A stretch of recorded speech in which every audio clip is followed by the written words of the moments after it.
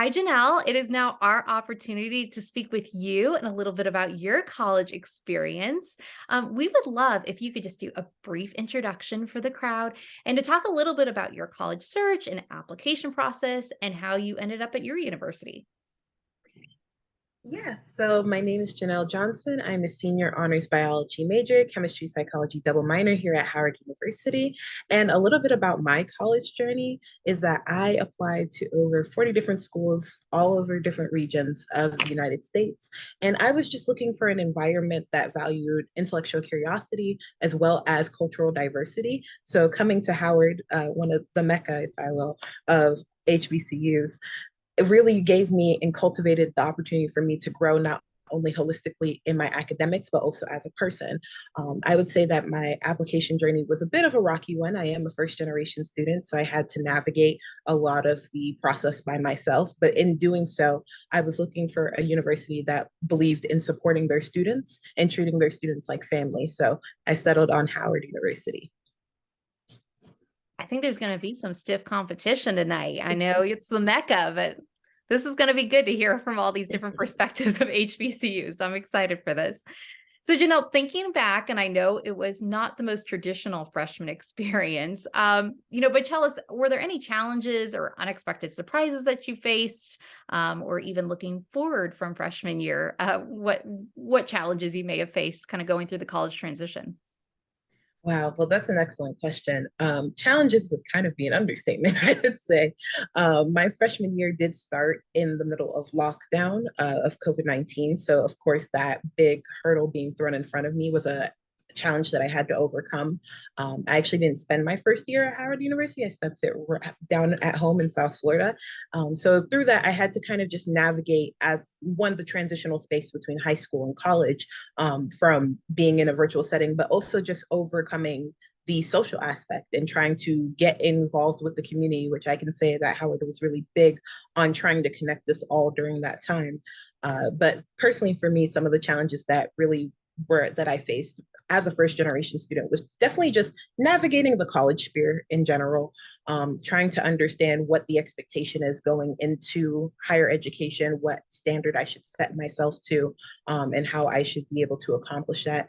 Connecting with the different communities here on campus and where I would find myself, which I definitely navigated more into coming to Washington, D.C., and getting to actually get myself acclimated here on campus. So those were some of the different challenges that I faced going forward. Yeah, I really can't imagine that being the beginning of freshman year. I don't think many students ever envisioned they'd be in that position. So between that being a first generation, kudos to you, Janelle. That's saying a lot to your tenacity. So thinking about the wonderful Howard, how would you describe Howard's community and the atmosphere, especially when thinking about comparing to those other, I guess, other 39 colleges that you applied to? Yeah, so the thing that really drew me to Howard was that community support. So Howard University has a strong alumni network, as well as the people here on campus. Your professors want to work with you as mentors. The students are practically family. And definitely coming here, you get a sense of not only how important Black culture is to the university, but also understanding how the community is important to the school. And I mean, there's so many places here on campus where I go and I walk and I see my best friends coming back and forth essentially. So we gathered this kind of family environment through the school. And compared to the other 39 schools that I did apply to, I did see that there was more of a connection because we are a smaller university. We're about a mid-sized, I want to say about 10,000 students altogether. So compared to some of the schools that I applied to that were 50,000, I wanted to be somewhere where I could see somebody and they would know my face and vice versa, and be able to check in on me as an individual as opposed to being a statistic on a piece of paper. So Howard really provided that holistic family environment that I was looking for coming to college.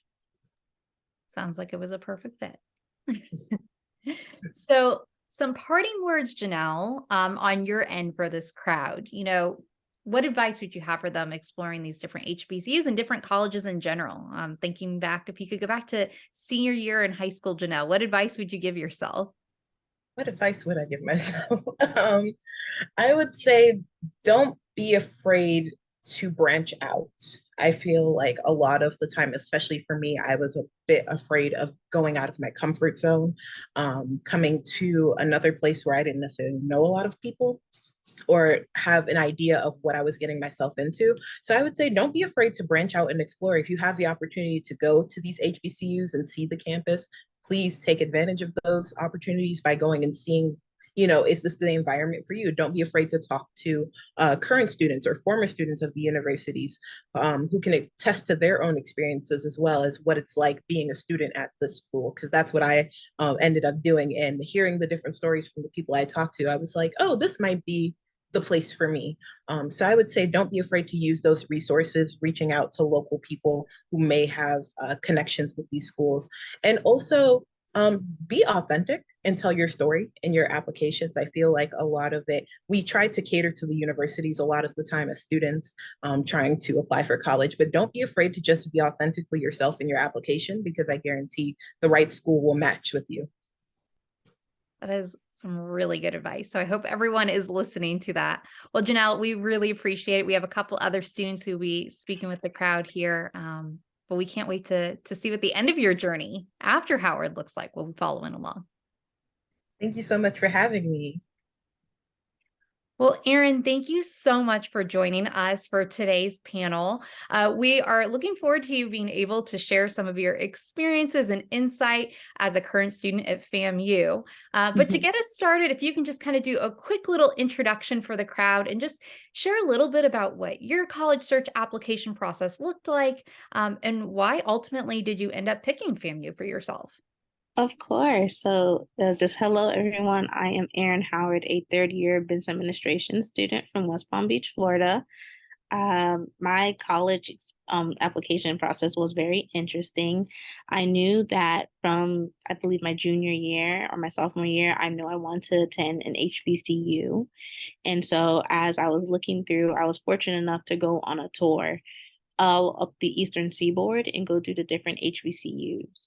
And so I visited NCAT, Norfolk, Howard, and I actually didn't attend FAMU on this trip. And so that really broadened my search of going to which HBCU. And so I applied for like my top three, which was NCAT, Howard, and FAMU. And so when I went through them, kind of balanced the pros and cons, which one, how expensive. Of course, I ended up in with the love of my life, FAMU. And so with that, we kind of just went through, of course, with the dual enrolling and FAFSA and all the other Bright Futures, of course, was an amazing help. And so with that, we kind of just led to picking FAMU. And actually, I'm a legacy at FAMU. Both my parents went there. So it was debating between NCAT and FAMU. And I chose FAMU just because it was closer to my family. And that's really pretty much it. After that, I've fallen in love. It sounds like you're a very proud legacy, as you should be. So, Erin, thinking about like your first semester of freshman year, think about those experiences. Were there any challenges or unexpected surprises that you ran into transitioning into college life? Oh, absolutely. Honestly, if it didn't come with a challenge, am I really living at that point? So I was actually a COVID class. So I came in, I was fortunate enough to come on campus my freshman year and get to go on in the dorms and stay there. I met a really great person. She's my roommate for life now. That's what we call each other. So that was that was an interesting experience because we were experiencing it as in COVID. So not everybody was there, and like a lot of the alumni would come like, and this is not the real FAMU, and it's like, well, it's my FAMU now, so it feels a little different. So that's kind of like a different little challenge. And then I mean, I was fortunate enough to actually not really have any bad friends. I'm still talking to a lot of the good friends that I have now, starting from my freshman year and all the way now in my junior year. So that's one thing I was able to experience, those friendships, the bonds, and just really being able to understand the transition. So. I like the roommate for life. That's a good one. So thinking about FAMU, how would you describe the community and the atmosphere and kind of how it differed from some of the other HBCUs that you listed earlier that you went on campus tours for and explored in the application process? Well, I mean, as much as everyone says FAMU is the best HBCU, it's honestly true because it's a family experience or family experience. And it's just always warming and just, it's like you can come as you are. Of course, we're going to have people walking in heels and doing, because that's how they want to represent themselves. And it's like there's people that come in their Crocs and sweatpants.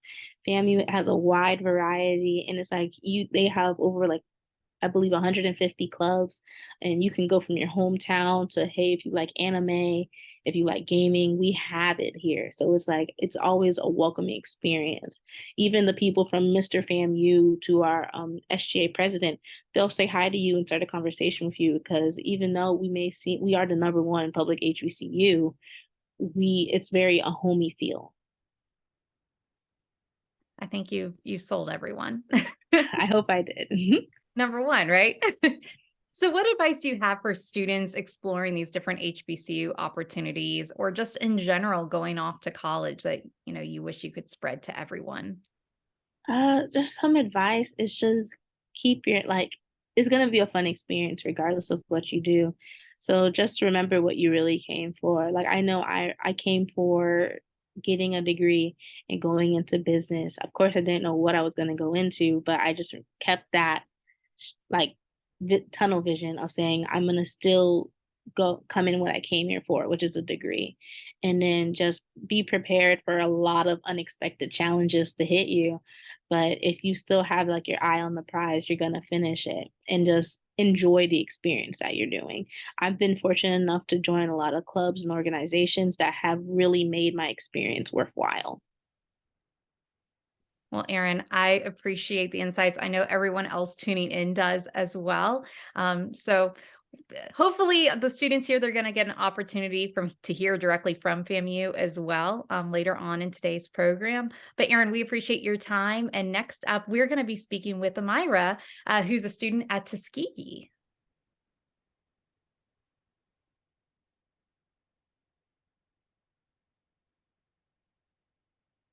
Hey, Hi, Amira. How are you? I'm good. How are you? Good. Well, it's going to be a similar routine. I'm going to ask you the same questions that I asked the wonderful Miss Erin. But we would love for you to start off, give this crowd an introduction, a little bit to who you are, a little bit of insight on your college search and application process, and how and kind of why you ended up at Tuskegee. So I'm Amira. I'm an alum of Tuskegee. I got my degree in engineering, so that was pretty cool. I'm from West Palm Beach, Florida as well, but my search for Tuskegee is an interesting one. I started my junior year of high school. I did my own college tour with my family.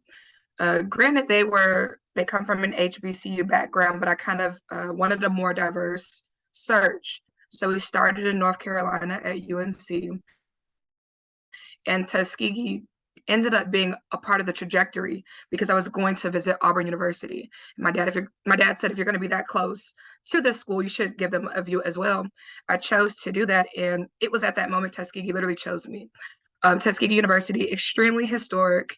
You can obviously look into any history book and see any lesson about Booker T. Washington, but there was a different dynamic than all the other universities, seeing buildings that the students actually put together themselves, and that set a different trajectory for me. That was a legacy that I just had to be a part of.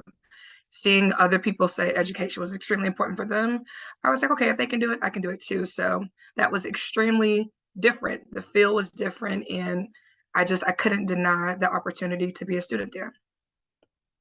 I love it. It sounds like it was kind of like love at first sight for you. It was. And am I thinking back to as a student, like your first year, freshman year, what was your experience like? And were there any challenges, unexpected surprises, things that if you could do it all over again, would have been helpful to know going into your first year of college? So I was extremely nervous, um, which is extremely hilarious. So I did not have the strongest math scores on the SAT when I went to college. So I was like, okay, I want to do engineering, but I'm not sure how this works. So I was extremely nervous.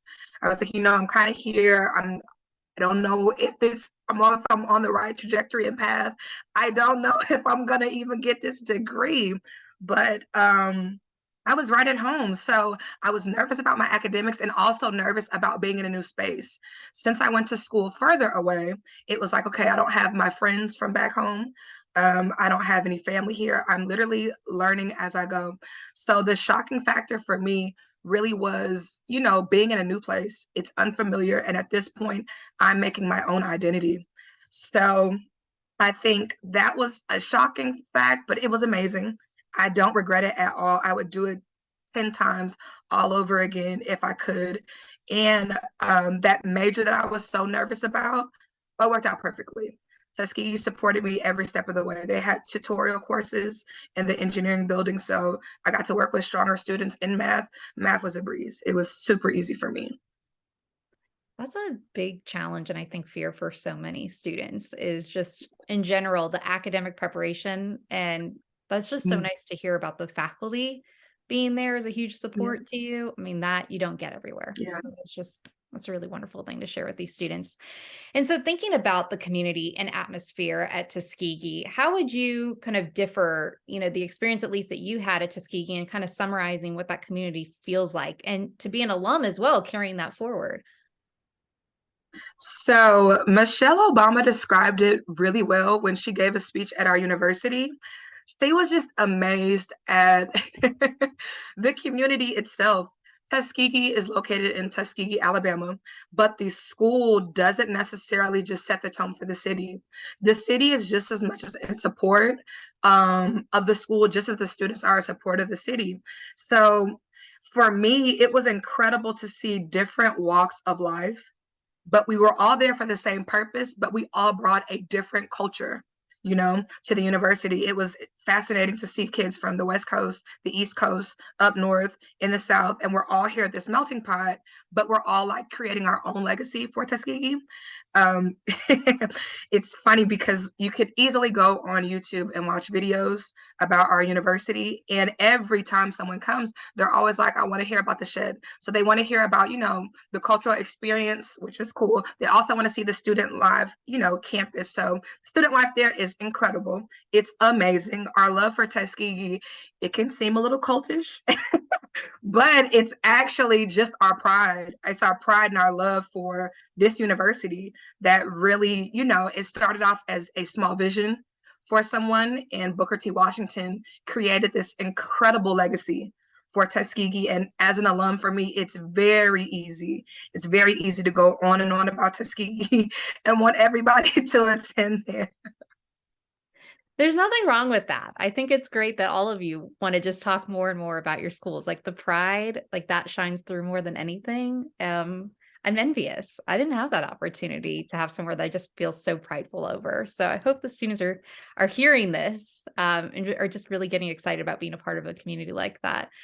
So my last question for you is, kind of what advice do you have for students as they're exploring these different HBCUs and in general trying to find the school that is the right fit for them?